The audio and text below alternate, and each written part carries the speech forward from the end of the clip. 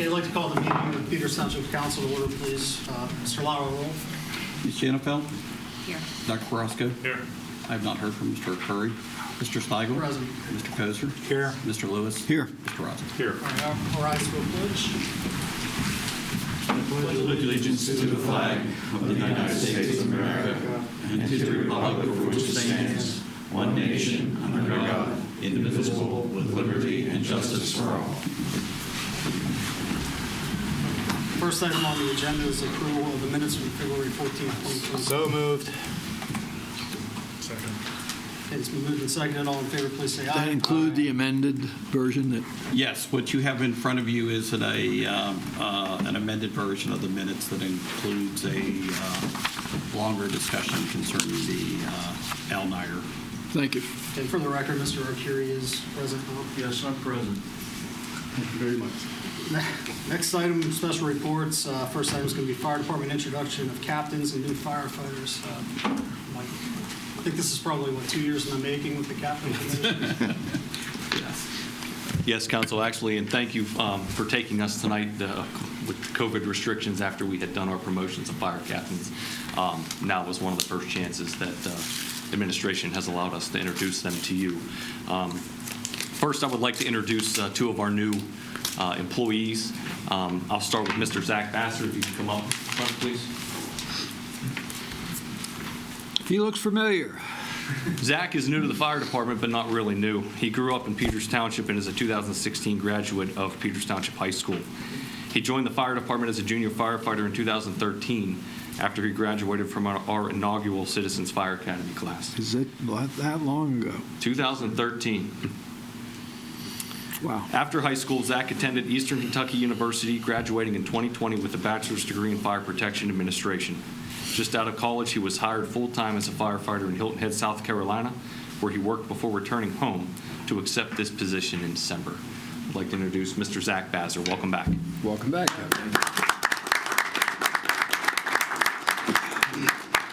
was in the academy when I went through it. I didn't realize it was that long ago. Mike Norcus, could you come up front, please?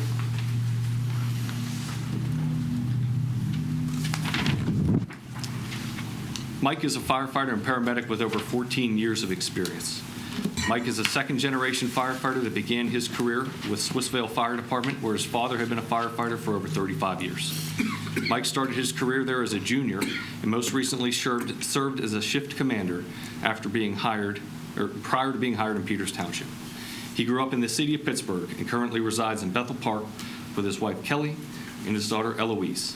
When not working, Mike spends his free time golfing, fishing, and spending as much time outdoors as possible. He's excited for this new role he has with the Peters Township Fire Department. Congratulations.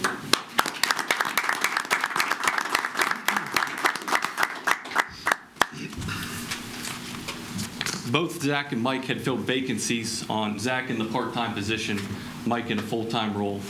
Both vacancies had been made in the last 6 months, I believe. Firefighter Chris Richer had been hired full-time in the city of Washington as their fire chief. He was a part-time employee here. And we had a resignation within the department that Mr. Norcus fills. So thank you for that. I would like to move on to the captains. Did you have a chance to take a look at that? Thank you.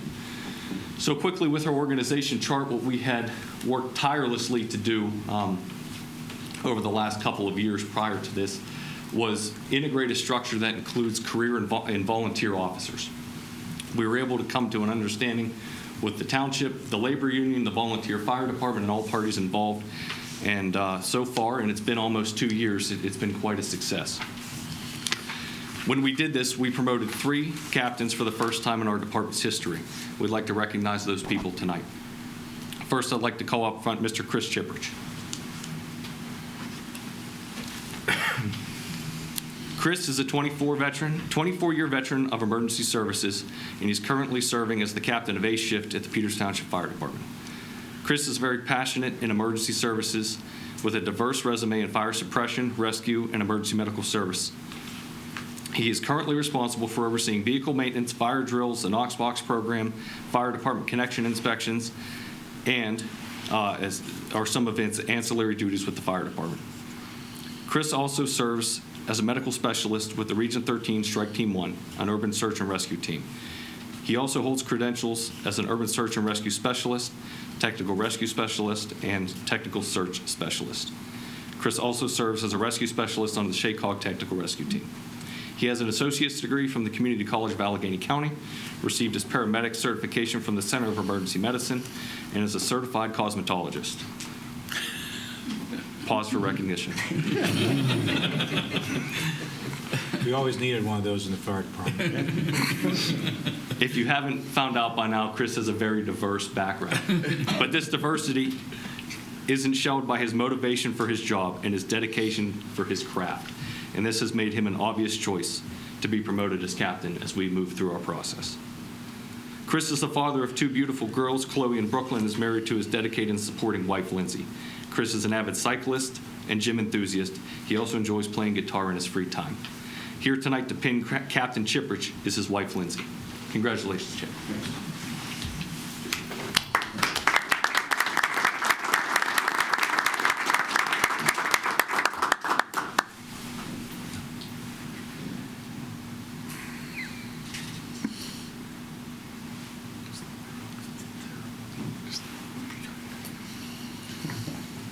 Take a picture together.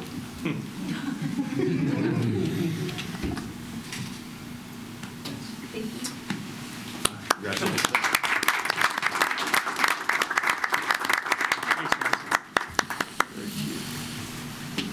Next, we'd like to recognize Captain Bart.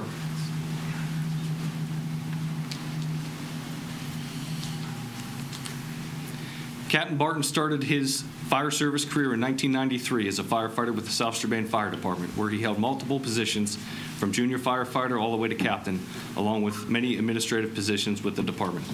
While volunteering, he began working for the Washington County Department of Public Safety, advancing to the 911 Systems Manager. He would later accept a full-time position with South Strabane Fire Department and serve in that role for 10 years. Chris was hired by Peters Township as a part-time firefighter back in April of 2003. He later separated from the township in 2008 to dedicate his time to establishing his family. He later returned to the fire department as a part-time firefighter in September of 2016, came on full-time in September of 2018, and promoted to the rank of captain in 2020. Chris is also a member of the PA Region 13 Strike Team 1 as a structural collapse technician.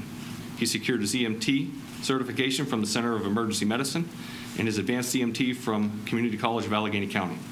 He is still active with the Washington County Hazardous Materials Response Team, and he's a very knowledgeable resource, not just in firefighting, but in areas of hazmat, emergency medicine, public safety, emergency planning, technical rescue, and radio communications.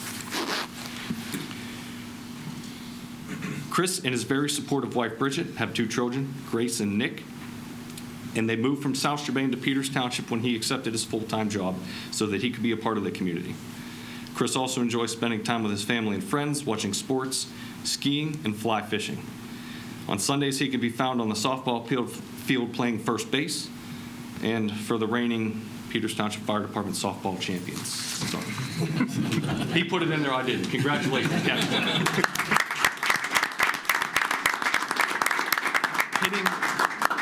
Pinning Captain Barton will be his lovely wife, Bridget.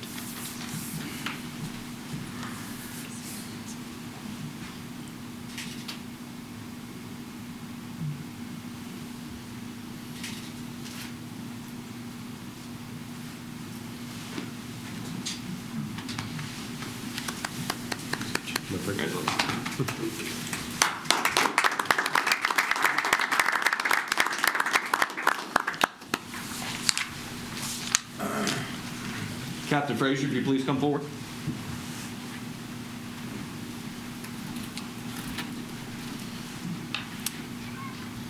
Tim Frazier's love for the fire service began at the very young age of 3 days old when his father's first stop after leaving the hospital was his fire station. At 16 years old, Tim then joined his first fire company before settling in at Berkeley Hills in Ross Township, where he held many positions, including assistant chief, and he was in charge of their very progressive fire prevention program. During his time at Berkeley Hills, Tim found a passion for EMS on their quick response service and began working full-time as an EMT at local EMS agencies. Tim later began working full-time in a county in Virginia, and where he earned an award for outstanding performance and had a great love for his position there. However, Virginia was not the place for him, and his family had missed the Pittsburgh area. He was hired at Peters Township in 2008 as a full-time firefighter, and soon after was sent to paramedic school at Penn State's paramedic program. He was promoted to the captain of C shift for many reasons, but his experience and his level-headed decision-making stood out during the hiring process. Promotional process. Captain Frazier lives in close by North Strabane with his wife Marnie, 2 daughters Isabella and Tessa, and his son Rowan. Tim enjoys spending time with them, doing outdoor activities. He also likes spending a lot of time with the different sports and activities that his children are involved in. Captain Frazier, pinning him today will be his wife, Marnie.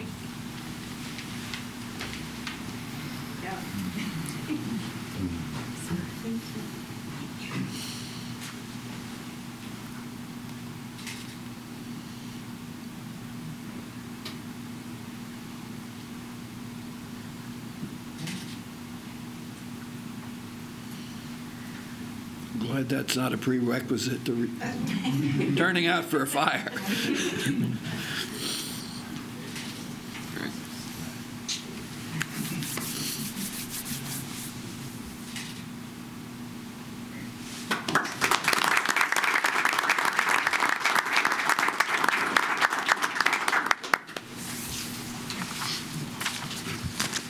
Council administration, thank you for the opportunity to introduce our captains and new firefighters.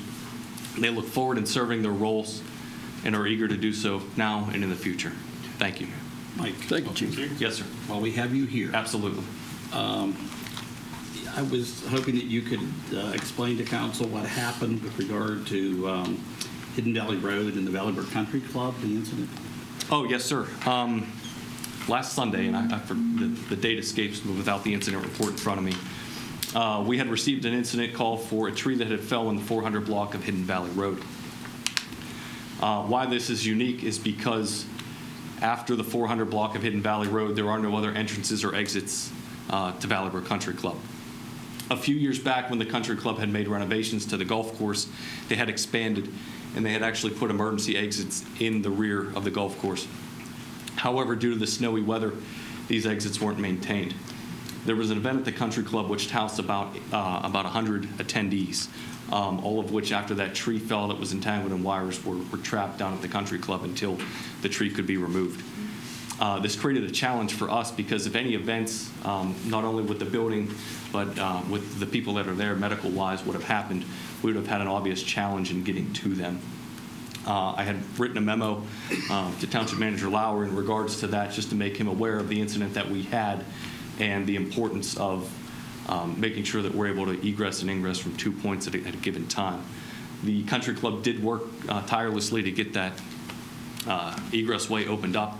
That took about 4 hours. It was right about the time that West Penn Power had cleared the tree, the wires, and opened up the roadway again. But the reason why I asked the chief to let council understand about this is that one of the things you keep hearing from the township staff is this need for multiple means of ingress and egress from facilities and residential plans. And I think one of the things that people dismiss is that these kind of events never occur.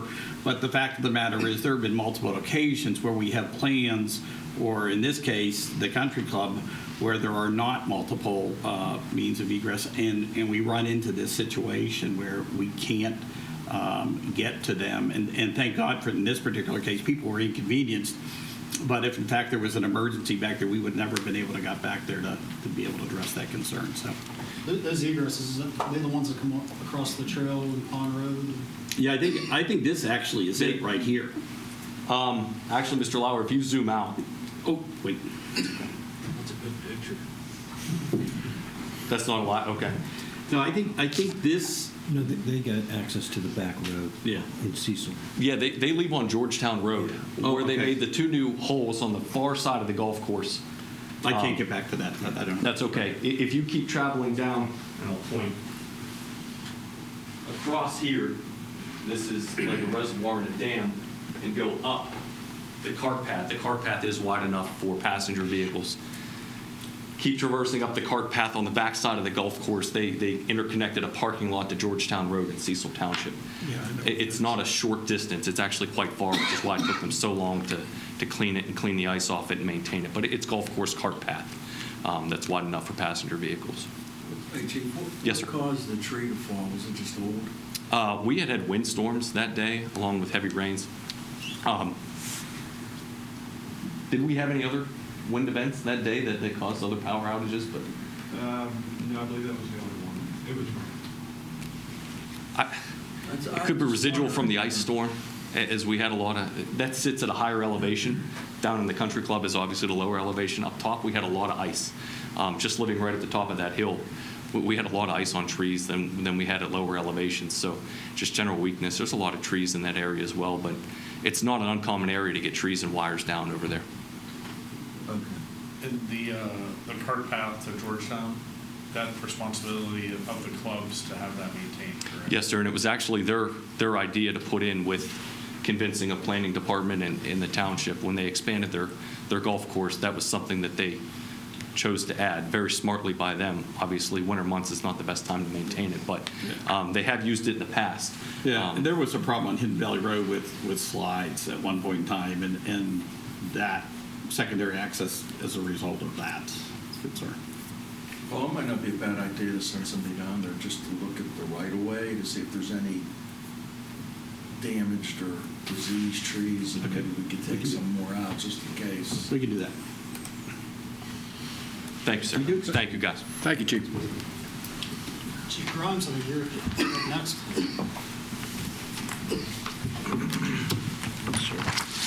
I want to thank council for this opportunity to introduce our two most recent hires.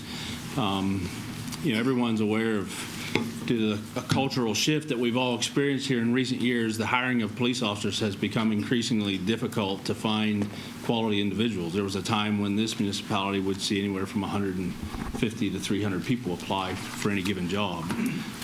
Those numbers are down dramatically to the point where we might see 30 people apply for a job.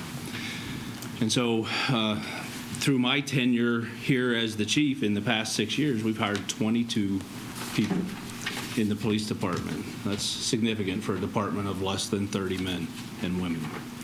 So in undertaking that challenge, I've had great support from Mr. Lauer, administration, and council in how we go about that and the people we selected. And in this opportunity, once again, we were able to select two very good candidates. I'm going to introduce to you first Officer Joe Doris. Step forward, Joe.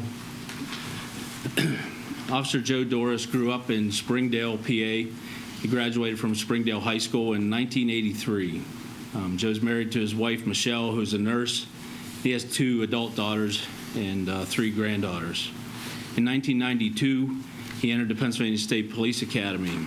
Upon graduation from the State Police Academy, he was assigned to the Bureau of Patrol, PSP Somerset. In July 1994, he transferred to PSP Greensburg, where he continued to work in the patrol unit until 1998, when he went into the Vehicle Fraud Investigations Unit. That's a designated unit that looks at vehicle fraud to include registration, inspection violations, and title violations, and they kind of manage the car dealers and the garages to perform those services, and notary services for that matter. In 2006, someone who ran the auto theft unit at that time, I might know that guy, hired him into the auto theft unit, and he worked in that unit under the Bureau of Criminal Investigation until his retirement in 2018. So after 26 years with PSP, he retired. His career did not end there. He took a job with TSA, was assigned to Myrtle Beach, a very arduous task, I'm sure, in Myrtle Beach. Worked there with Homeland Security for a period of time until he decided to come back home to the Pittsburgh area, transferred back to Latrobe, continued to work for TSA for a period of time until we hired him here. We look forward to what Joe can bring to the department, the skill, education, and training that he has, and his ability to lend that particular expertise to some of the officers, the other officers in the department, and expand their skill set and their knowledge in all those areas. So, Officer Joe Doris.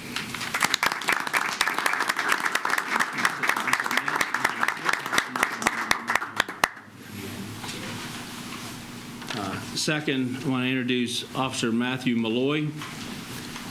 Officer Malloy grew up in the Beachview area of Pittsburgh.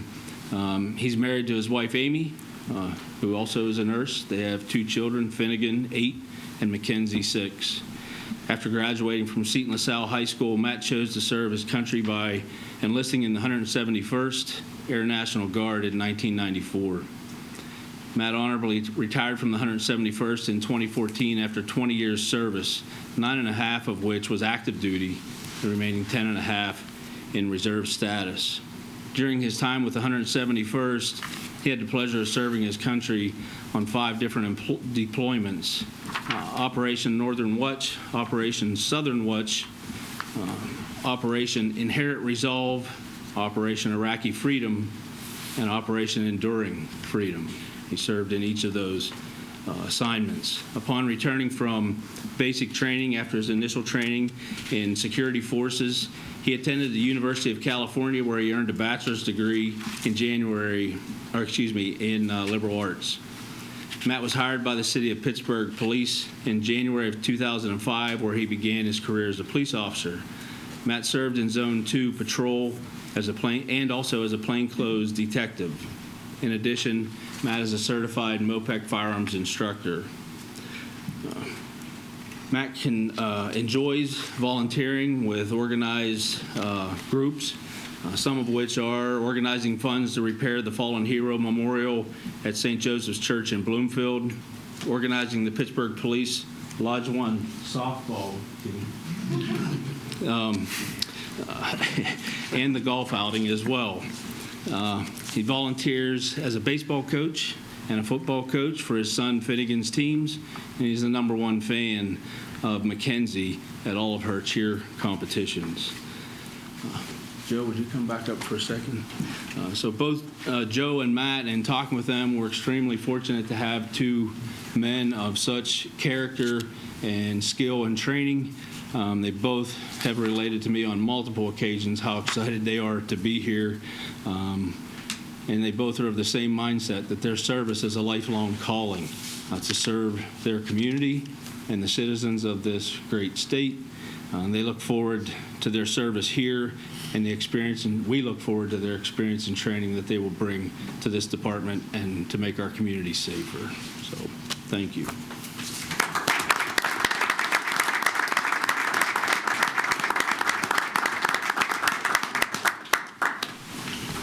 You good?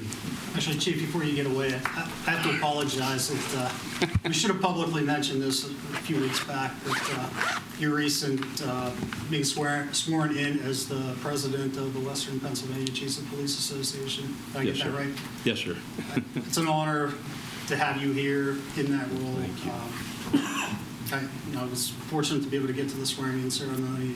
It was a proud moment. So thank you very much. Congratulations for that. That's it.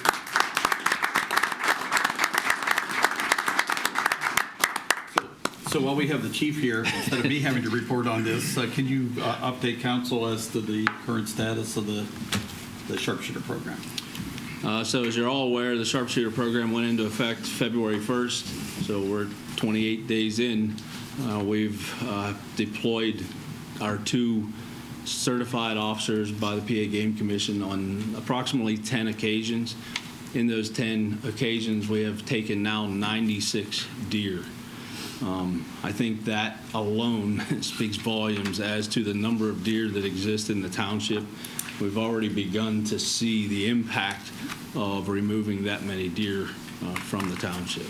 So it's been very effective. They'll continue probably for another about 2 weeks or so. We expect to hit the target number and the allotted number of licenses, which is 125, within the next 2 to 3 weeks. Thank you. Thank you.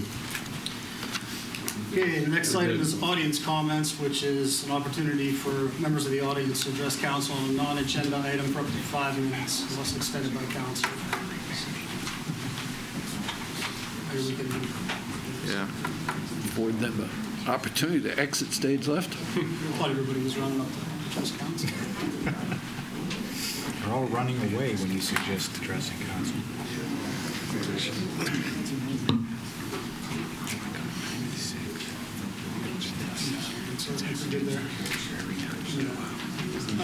Unfinished business, which there is none. New business, first item is a resolution authorizing appropriate township official to file an application for funding through the statewide local share assessment grant as administered by the Commonwealth Financing Authority to offset costs associated with the Briar Cliff pollution reduction and floodplain project. So moved. Second. Okay, all those in favor, please say aye. Aye. Opposed? Carries 7-0. Next item, resolution authorizing the appropriate township official to file an application for funding the Community Conservation Partnership Programs as administered by the Pennsylvania Department of Conservation and Natural Resources statewide to offset costs associated with the construction of the Rolling Hills Aquatic Center. So moved. Second. Okay, all those in favor, please say aye. Aye. Opposed? Carries 7-0. Next item C, it's a resolution authorizing Peters Township's participation in the South Hills Council of Governments 2023 joint bid for solid waste collection, removal, and disposal. So moved. Second. I have a question then for Paul. Do we get the same rate as everybody else, or do they evaluate each municipality that is a member of SHACOG to come up with a number? The bid for collection is on a that we will use is on a per home basis. That number will be the same regardless of which municipality that they're in. The advantage of doing this jointly is that this is the single largest contract in Pennsylvania for waste collection. So these rates tend to be as good as anybody's getting. I will tell you this, though, having talked to the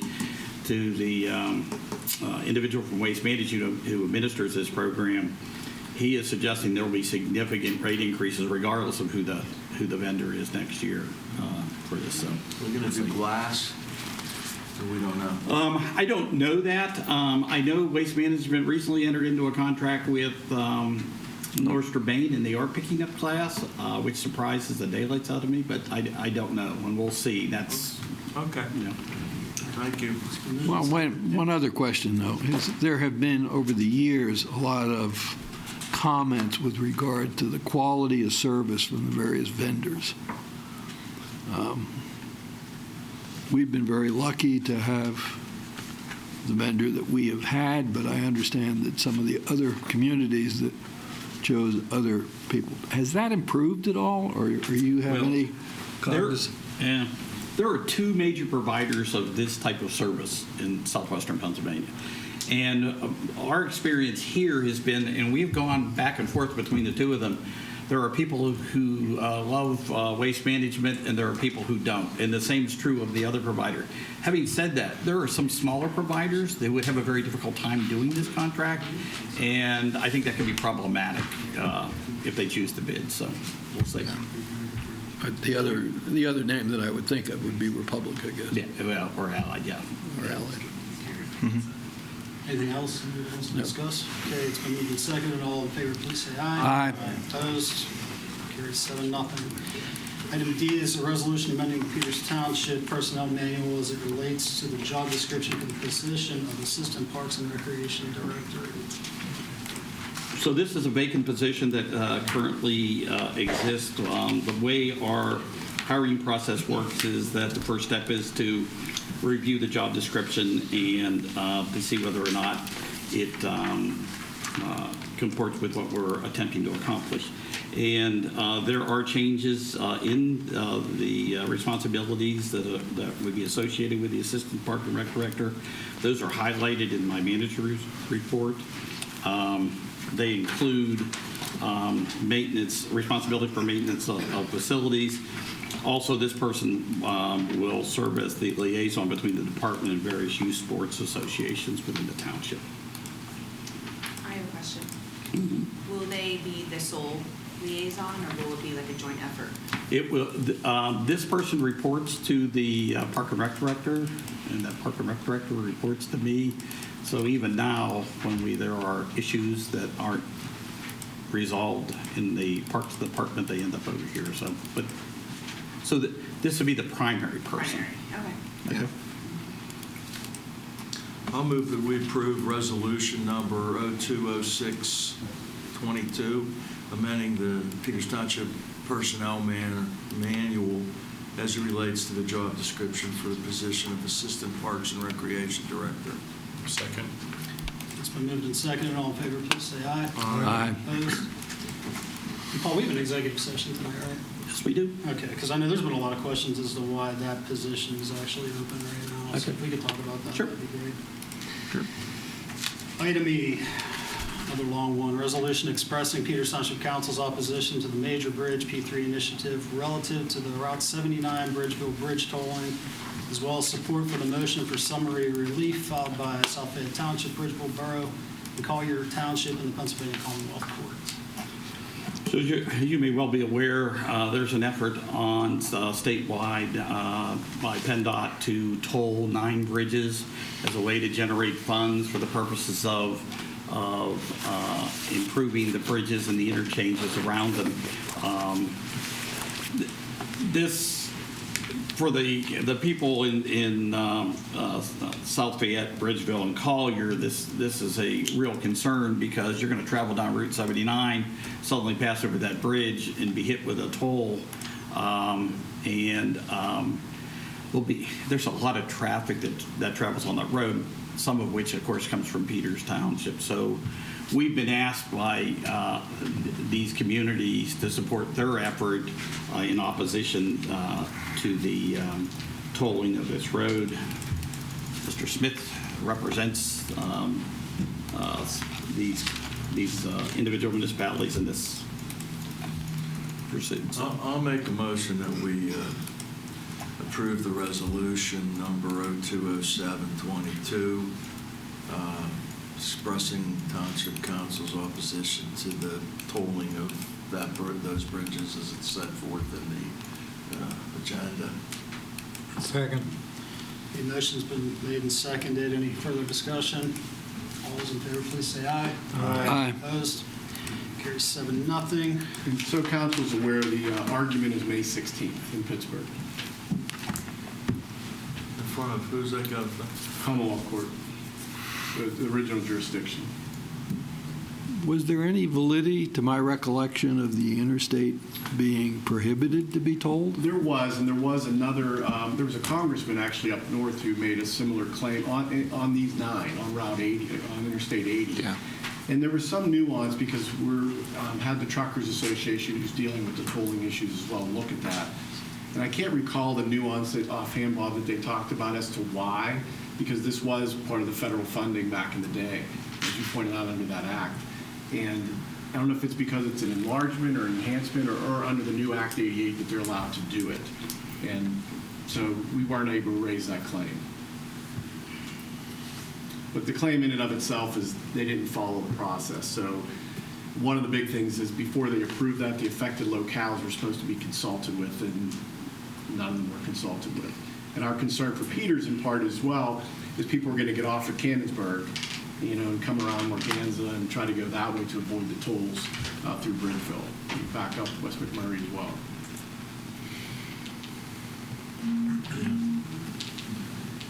And I don't know, the other thing I wanted to add, it just came out last week, which we're researching, and I don't know this answer yet, but the toll itself is not just to pay for that 79 bridge, it's to Yeah, I know. pay for 14 other bridges.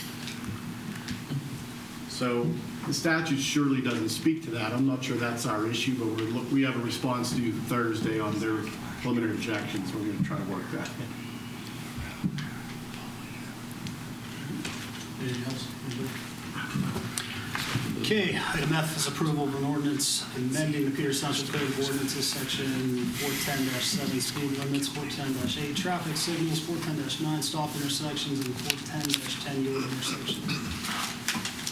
So periodically, Peters Township Council amends Section 410 of the Township Code of Ordinances titled Vehicles and Traffic. Contained in this section of the code are the regulations related to speed limits, traffic signals, stop signs, and yield intersections. The Peters Township Police Department's authority to enforce traffic restrictions is derived from this section of the Township Code. And so most often, this is required to be amended because of the construction of local streets and new developments.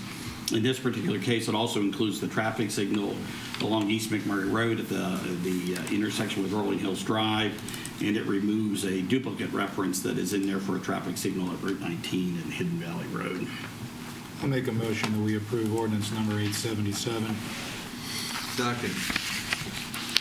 All those in favor, please say aye. Aye. Opposed? Carries 7-0. Item G is approval for recording purposes of the Janus subdivision as shown on drawings prepared by Harshman CE Group dated December 3rd, 2021 for Robin Janus. So what you're looking at is a simple subdivision. It's taking a lot and dividing it, 2.8 acre lot, and dividing it into two buildable lots, one of which is 1 acre and the other is 1.8 acres. What is the frontage on the smaller lot? I can't read it on the I image. figured it out. It's more than 50 feet. I know Well, that. it's over, it's 100 feet plus. Yeah. And what's the distance between the house, the existing house, and the... 15 feet. All right. Yeah, the other question I had, Ed, was on the blue part. Is there like a little building there to the left of the house there? Yeah. What's that square there? There's a fence that needs to be removed Yeah. from the blue that the owner, before they sell it, they have to remove that fence, and they're in the process of doing that. Okay. I'll make a motion that we approve for recording purposes the Janus subdivision as shown on the drawings prepared by the Harshman CE Group dated December 3rd, 2021 for Rob and Janus, subject to any Planning Commission recommendations that have not, I guess, as of yet been completed. Second. It's been moved and seconded. Any further discussion? Seeing none, all those in favor, please say aye. Aye. Opposed? Carries 7-0. Item H, approval for recording purposes, the Sahelski-Nixon subdivision shown on drawings prepared by the Wachter Willis Consulting LP Group dated July 26, 2021 for Edward Sahelski and Catherine Jenkins and Keith and Susan Nixon.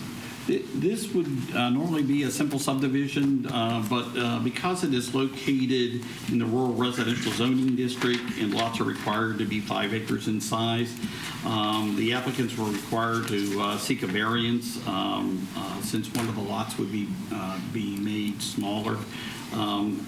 That variance was granted, and so what you're looking at now is, again, is a simple lot line shift, and the area that's being moved is shown there in red. All right, I move that council approve for recording purposes the Sahelski-Nixon subdivision is shown on drawings prepared by Wachter Willis Consulting dated July 26, 2021. Second. Motion's been made and seconded. Any discussion? Seeing none, all those in favor, please say aye. Aye. Opposed? Carries 7-0. Item I, request for a departure from regulations provided for in Peters Township Code of Ordinance, Section 385, Subdivision Land Development, Article 6, Design Standards, Subsection 37A, Streets, General Standards. So over the years, new developments along private roads have been a problem, and in 2019, Peters Township Council amended the subdivision and land development ordinance to address that concern. And what the change in the ordinance in effect does is it requires that if you want to build on a private road, you need to develop that road both in terms of its right-of-way and its construction to the township standards, so that in fact at such point when the township gets requested to take those over, they in fact sit in a right-of-way that is of adequate size and the construction is appropriate for public use. What you have here is a request from property owners on Clara Lane for relief from that requirement. And in this particular case, you're dealing with families in this area. And what they're trying to do is to shift lot lines, and at the same time, the ownership remains within the family. So it starts out with these 5 properties, and what they would like to be able to do is to subdivide it into these 4 properties. You are not considering the subdivision tonight. You're simply considering the request to waive the requirement that this be improved to the specifications of a township road to be able to do the subdivision.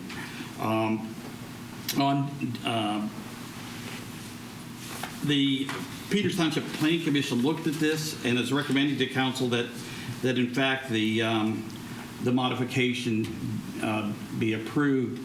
The one condition that I believe should be added to this, and Mr. Zook concurs, is that the right-of-way be expanded so that it can accommodate a public road at some future date, so that it be expanded to 50 feet, and that at the bottom of the roadway, that a right-of-way sufficient for a 60-foot temporary cul-de-sac be included, and that way, if in fact this property that's down below to the left of 2A ever develops, there would be a way to access that property off of Clara Lane. Now, But they're not looking to put the road in now, right? they're not looking to put the road in now, and quite frankly, if you look at Clara Lane and its length, it's going to be a challenge for somebody, but at least the capacity would be there to do it if someone chooses to do that in the future. The other thing, Clara Lane's very narrow, the cartway itself, and again, if anybody ever chooses to improve Clara Lane, you would have the width needed to be able to accomplish that. Now, these lots here, the way this map depicts it depicts like they come to the roadway. Is that right? To Clara. To Clara. So who owns Clara? If Clara's a private road, who owns it then? All the adjacent property owners. So they each own to the center then? Yes. Are these lots buildable right now? All of these lots would be. The answer is yes. Yes. If someone came in for a permit for any one of these lots, you'd be able to get a permit because So you're able to doesn't that build. defeat the whole purpose of having them make a 50-foot right-of-way through there? I mean, why, right? I mean, can't somebody just come in and build on one of those lots and then use Clara Lane to get in and out? They could, but at some point in time, just as we have on other private roads, there may be a request that this become a public road. But there's not a request on the table right now. There is not a request on the table, but what this does is makes it possible to do that. So if someone builds on one of these lots and does so in a way that impinges that 50-foot right-of-way, it may affect the ability at some future date to be able to put a public road in. But these are all family members, right? Yes, and they're all in agreement that this condition is something that they can live with, that they can support. But that's fine as far as a family member living there, but that doesn't work in perpetuity, that these properties would not be, at some point in time, sold or transferred to somebody else. But if they were, there would be a 50-foot right-of-way so that you would preserve the ability in perpetuity to be able to put a road in. So We would have the right to put the road in, right? What's that? Only if they came to us and said, I guess the issue becomes if 10 years from now they show up like people from Malloy Lane did, and they say, we want you to take this road over. If somebody builds within that right-of-way, we wouldn't do it then because you wouldn't have sufficient road right-of-way. But other than that, I mean... Be able to catch it at that time anyway. Right, well... Building permit, so... I don't see why it's really... You may or may not be able to catch it at that time, depending on whether people build in a way that impinges upon what would be the 50-foot right-of-way. It could be like that for 100 years, right? Not likely, but... No, but I mean, it could be. Here's But again, It's not a public road in the first place, so why would we want to give us a right of way? It would have to be done. On a private road. I think the idea is almost to protect these people, because they're the ones, or they're. But are we comes in taking on? after, are going to want to take the road over. They have to put it to our spec. They can never meet that. Then we get into those minimum maintenance road issues where they still want the township to take it over in its state. But do we take on any obligation of having to keep that right of way clear? no, Anything because like it's that. not going to be a public right of way. It's going to be a private right of way. It's not that the ownership of it isn't going to change. Just its width is going to change. And at some point in time, when So who's the right of way for the benefit of that, Paul? it's for the benefit of anybody that's in that plan, including, I believe, although I haven't seen the deed or the plan, I would assume that also includes this property at the end of the road. And so that'll affect their setbacks. Yes. When you say the end of the road, to the right? No, you're not saying to the right. Does the road go all the way Left. down to the end of the property now? I This don't remember. one here. honestly. The right of way goes the whole way to the end of the property. Right, I understand the right of way goes, but does Clara Lane, as it's currently built, does it go all the way down? I don't know, is there someone here from Clear Lane? It's really narrow. Does it go the whole way to the end? The lane, Bertie, can you, the lane ends here. Yeah. can you Okay. come to the podium, just state your name and address? Yeah, my name's Bernie Fisher. I live at 117 Clara Lane. This, as a matter of fact, I live right here. There's a house here in this lot, and there's a house here on this lot. The property, the road ends right here.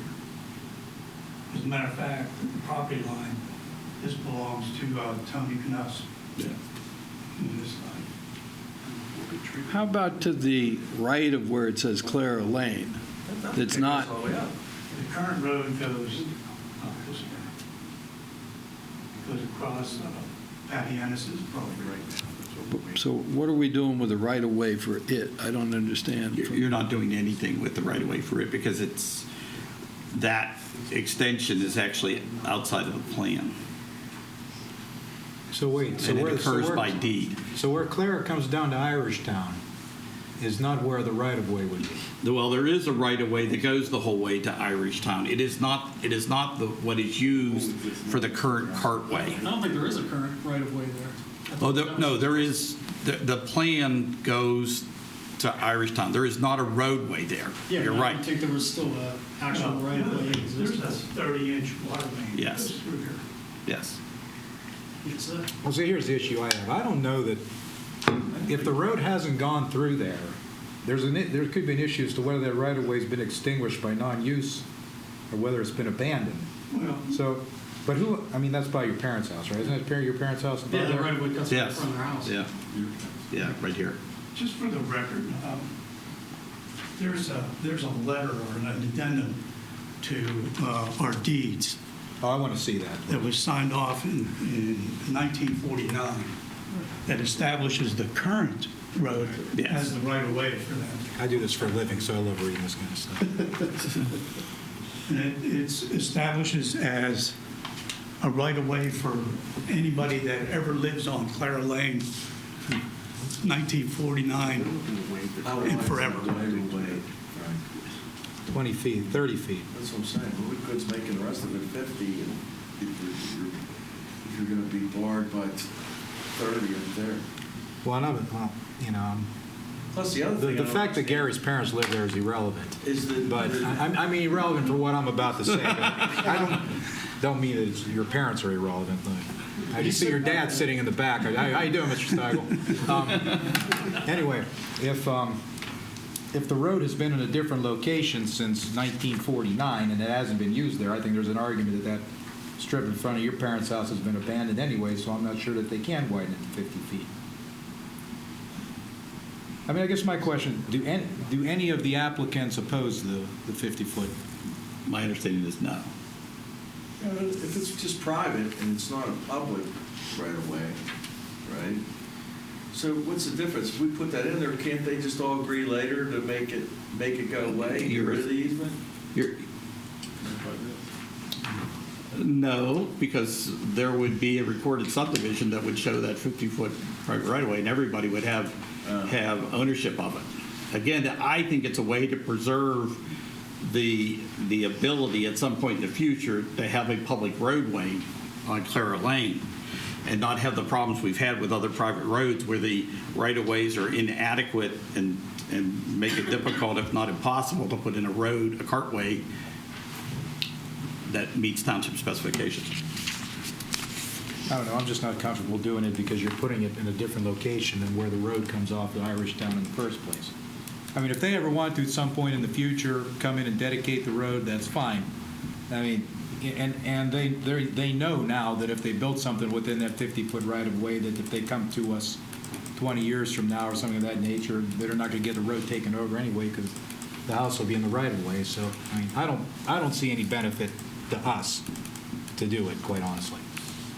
You guys aren't looking to turn this public anyway, right? Correct. I mean, you had mentioned before to make Clara Lane access to this if this is ever developed. Well, we certainly would object to that. I mean, we don't want that to be a thoroughfare to go to some other development. Let me back up a little bit. My wife's grandmother lived in this house. My wife's great-grandparents lived in a cabin that was down in here originally. This road was a driveway, and we still view it as a driveway. It's a driveway to access our homes. We don't view it as a road. And you're not planning to sell any of these lots to anybody else, right? At least not at this point. As a matter of fact, my wife's uncle and aunt, her uncle passed away Thanksgiving over a year ago, and her aunt moved away to live with her daughter in Baltimore. We, along with the Chapman family, have bought that property just to maintain it in the family. Currently, there's no one living in the home. We didn't want some outsider coming in and buying a lot on our family property. You know, we spent $640,000 buying that property just to keep it in the family. So, Excuse me. Hi, I'm Cindy Chapman. I live at 106 Clara Lane. We also bought, Gina and I bought the property across the street that Gary already had, Gary and Marion owned. We also bought that to keep it in the family. Is that the one right across from Clara's? Our house. Or your house? Yes. Yeah. it actually goes this property here. What she's talking about. Yeah, so I don't see this as an issue where we're going to be stuck with a road that needs to be brought up the township spec anytime in the near future. No, I agree with you. I mean, ultimately, if they ever decide they want to sell it to third parties or they want to put a development in through there, they're going to go through the subdivision process anyway, and they're going to have to give their 50-foot right-of-way at that time. So I'll make a motion that we approve the request for departure from regulations as provided for in the Peters Township Code of Ordinances, Section 385, Subdivision and Land Development, Article 6, Design Standards, Subsection 37A, Streets, General standards for the Grice IRR Grantor Trust, subject to the conditions proposed by the Peters Township Planning Commission. Second. We have a motion and a second. Any other discussion from council? And just to clarify, that means no 50-foot right-of-way. No bringing anything up to township spec. All those in favor, please say aye. Aye. Opposed? Okay, carries 7-0. Item K, amend the scope of work contained in the contract with Rizzo International regarding the alternative analysis for the Peters Lake Dam, or Peters Lake Park Dam. No, you skipped J. You skipped J. Oh, did I? Oh, I'm sorry. J, award a contract for the paving of Laurel and Maplewood Drive. You know I want to skip that one. Yeah. What, Mark, what were you thinking was going to be a price on this? Are these coming in about where you A little high. I mean, prices, we've talked to some neighboring municipalities that have already bid out their road program, and everything's a little bit higher this year than last year, to the tune of about 10% or so. So this, it's a little high, but we got 4 bids all in, relatively the same range. As you are aware, the history of these roads, I mean, they're not in good shape. I mean, they need widened and parts reconstructed and drainage added. So we knew that this was going to be a big job, and that was, the reason that we put extra money into the paving effort this year was to fund this as well as do our regular road program. That's not going to affect too badly. I mean, do you think we're going to be having to take roads I don't off? think. We had a discussion last week about this. We like to do the rejuvenator program and crack sealing and stuff every year. That usually takes up about $150,000. And since I've been here for the last 14 years, that rejuvenator's been cut twice when we've had budget crunches. So it's not the end of the world if we have to do that. I mean, I prefer not to do that. So in talking with Paul and Ryan last week, I think the plan moving forward would be to award this. We would still have about $1.4 million left over for the normal road program, which is about what we typically spend. So we'd wait to get those bids in. We're going to open those bids on April 1st to kind of see what we want to do from there, whether we want to try to find some extra money for the rejuvenator or kind of regroup at that point. So. Is this a not to exceed bid?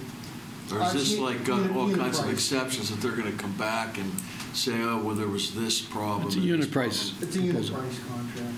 But with the volatility of the oil market, I would imagine they have some kind of force majeure or something like that. Well, it's the standard PennDOT clause in there that, the asphalt index in effect at the time they bid it is what we go by. And if it goes up more than 10%, we owe them money. If it goes down more than 10%, they owe us money. When you work out that PennDOT formula on a job this size, it would have to go up astronomically for us to have any substantial impact. I'm going to make a motion that we accept the total base bid amount from A. Liberoni, Inc. for this Laurel Drive, Maplewood Drive roadway improvement project. Second. Okay, motion's been made and seconded. All those in favor, please say aye. Aye. Opposed? 7-0. Now we'll go to item K, which is amending the scope of the work contained in the contract with Rizzo International regarding the alternative analysis for the Peters Lake Park Dam. So Mark and I, having gotten a lot of comments with regard to the proposals that have been put forward with regard to the dam and the effects of those on the lake itself, want the opportunity to go back and discuss with Rizzo one of the early items that quite frankly was dismissed because of its cost and its appearance. There is the possibility to take the breastworks of the dam and armor them in such a way that if water passes over top of it, the entire breastworks of the dam act as in essence a spillway. This is just a picture of an armored dam. It's actually in South Carolina that, as you can see, was flooded. The picture on the left is actually the condition of the dam after the flood event. There is the possibility, having talked to Rizzo briefly about this, is that you could armor it in such a way that you would cover it with dirt, plant grass on it, and would have the appearance that it has now. If there ever was that event where the dam overtopped, all of that dirt and grass and would be blown off the armament. But we think that given the cost associated with the other solutions and its impact on the character of the lake itself in terms of it being reduced in height as much as 6 feet, we think that this alternative needs to be revisited again. And Rizzo has suggested that a price not to exceed $10,000 to undertake that study. we'd like to get it done before we turn the report into DEP, so this alternative is at least one that DEP would consider. I'm going to make a motion that we spend, it's $10,000, right? Yeah, up to $10,000 to complete a comprehensive study of the feasibility, cost, and impact of armoring Peters Lake Dam breastworks. Second. Okay, motion's on the floor and seconded. Any other? What was the initial estimated cost to do this? Well, this is actually and nobody looked at this closely, but the guess was that this was in the vicinity of what we're talking about others, like $4.5 to $5 million. Well, right, but we had talked before, and that would be the estimate, lowering the lake to 6 feet. Yes. We were in that $4 million range already. Right? Yes. The reason why this was dismissed early is that the solutions that we were looking at and RISA believed were possible was a side channel discharge that was in the hundreds of thousands of dollars. So it was like $200,000 or $300,000. And when they presented us with this, which was $4.5 to $5 million, it was rejected because of its cost. And then when DEP got involved and looked at the effects of the maximum precipitation event, suddenly we're looking at spillways that go halfway across the dam. So, and at the same time lower the levels. That's why we want to go back and revisit this. Paul, are you guys looking for grant money for this too? We will once, in fact, we have a plan in place. Yeah, I mean, I think it's a horrendous unfunded mandate that we're being asked to shoulder. If we're getting grant money left and right from the aquatic center, I would hope there would be something available for this. Well, your one chance, I think, for funding is the same place that you got that significant grant for the aquatic center, and that's the RCAP program, the capital budget of the governor's office.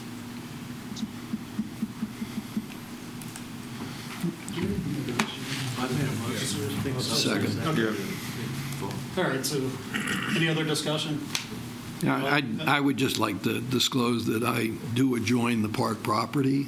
I do have a vested interest in the maintaining of the character of the lake, but I don't feel that that's a conflict of interest to vote in favor. I think we all have a vested interest in maintaining the lake. So. I mean, I think as opposed to trying to lower the water level, we should, for 10 grand, we should explore every potential option, because I definitely don't want to do that. Meaning drain the lake 6 inches or whatever it is. 6 feet. 6 feet. All right, motion and second. All those in favor, please say aye. Aye. Opposed? Okay, moving on to item L. Request by Columbia Gas to park a trailer in a cul-de-sac of Snowberry Circle for 5 days. Paul, are we going to require them to notify the residents?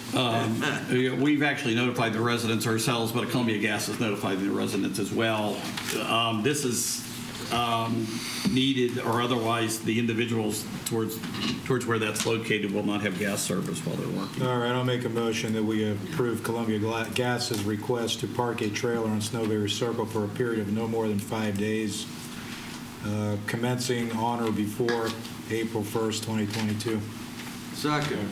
Motion second. All those in favor, please say aye. Aye. Opposed? 7-0. Payroll and bills, Mr. Coates. Mr. Chairman, I have reviewed the payroll and bills. I find them to be in order. I move they be approved as submitted. Second. All those in favor, please say aye. Aye. Opposed? 6-0. Correspondence and Yes, this is actually one that I would like to talk to council about. The sanitary authority, a portion of their service area in the Morella-Manna plan actually drains towards Elkasan, does not drain towards their facility. If you've been paying attention to what's happened with Elkasan, they're under consent decree with EPA, and it's causing municipality serviced by Elkasan to do a variety of investments and improvements of their infrastructure. what Peters Township Sanitary Authority has done is committed to cammering and fixing infiltration, not only in their lines, but also in the lines of all of the residents who live in that plant. So normally, if there's a problem with your sewer line, it normally gets taken care of when you're selling your property, and it kind of gets rolled into the repairs get rolled into the transfer of the property. In this case, they're going to be doing this, and people are going to be directed to correct these who are the current owners. And so what the Sanitary Authority is asking is, would council consider participating in a program which would help fund the cost of this for the residents who live in that area? And of course, what they're looking at is the additional funds that the township has received from the American Rescue Plan. So I guess my question to you is that something you would consider? And if so, I could have Mr. Jenkins come to a council meeting to discuss that with you. Is this just to address this one area? Yes. Because we had talked about doing, at some point, on your street, on Stonebrook. Yeah, on Stonebrook. And some of those people, we didn't pay anything. They took care of it. I don't think it's fair, because if they're going to extend it to other people and require them to pay the money, why should we be expending taxpayer money to benefit this group of individuals but nobody else? And if we don't do it that way, then if we do it that way, we're going to have to commit to do that for everybody. Yeah. And again, I don't want to make Mr. Jenkins' argument for him, but I think what he would point out to you is that what is different about this is these types of improvements normally happen at the point of a transfer of a property. And then, funds are then available as a result of that to be able to cover the cost of this.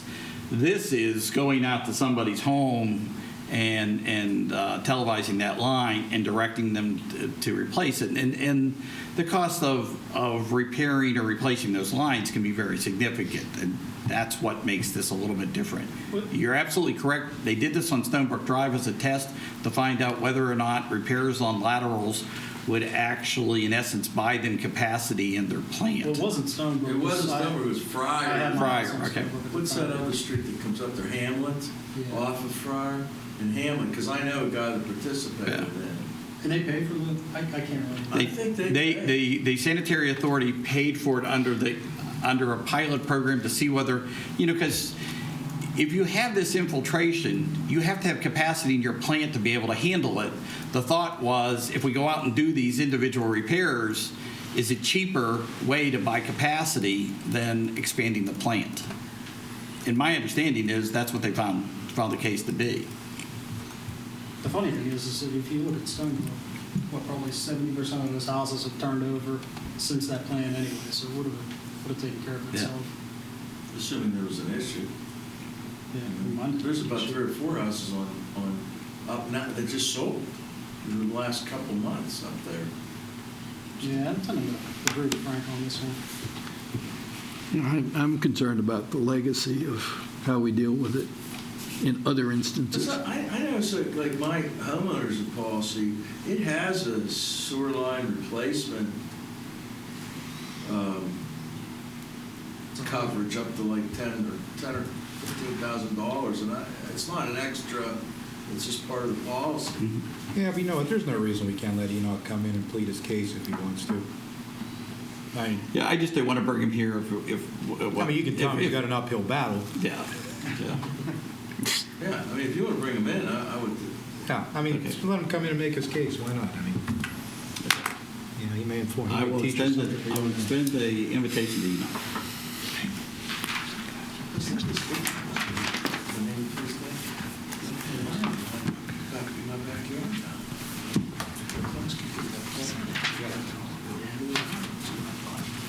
Are we on to miscellaneous or reports, discussions or anything anybody wants to talk about on the reports? Miscellaneous, I guess. Bob, do you have anything on that? under miscellaneous or observations? I guess there have been, for some reason this winter, I think, a number of intersections or roadways that have been flooded with water that have created very hazardous icing conditions. And I don't know if it's more people that have put in yard drains, or we've got more people with sump pumps pumping water out to the street, but it is become quite concerning at some of the intersections that you come up to with stop signs. It's just a glare of ice, and I'm sure the road department is troubling with it. Do you have specific intersections? I can think of a few, yeah. Intersection of Fawn Valley and Robin Hood at the upper end. The intersection of, well, there's a couple of places going down Center Church toward, turn right on Willhaven.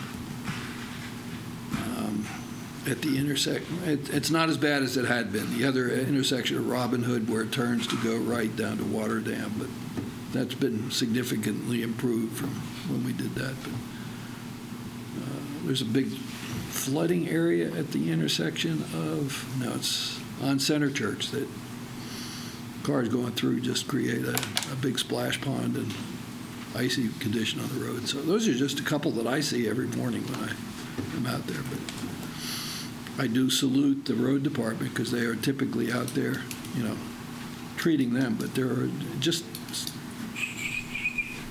appears this year to be places that I've never seen that problem occurring.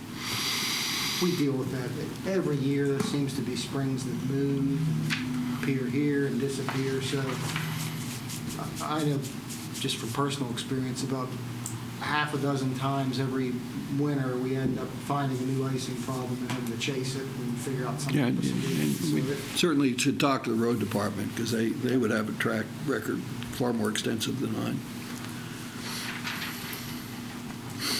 That's all. Sorry. I have a question. Does the township service the school district's routes? No. Like, none? Well, You mean on the school district property? Yes. No.